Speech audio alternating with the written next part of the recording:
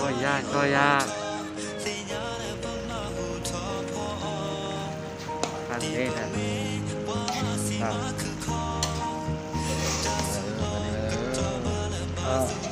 ชอบแต่งยา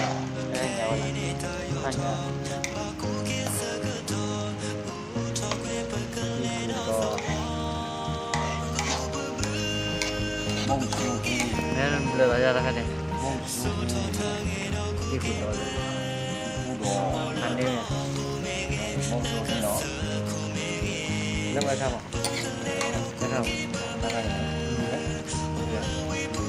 คือแค่เปรี้ยวเลยที่ว่าอยู่น้ำร้อน โอ้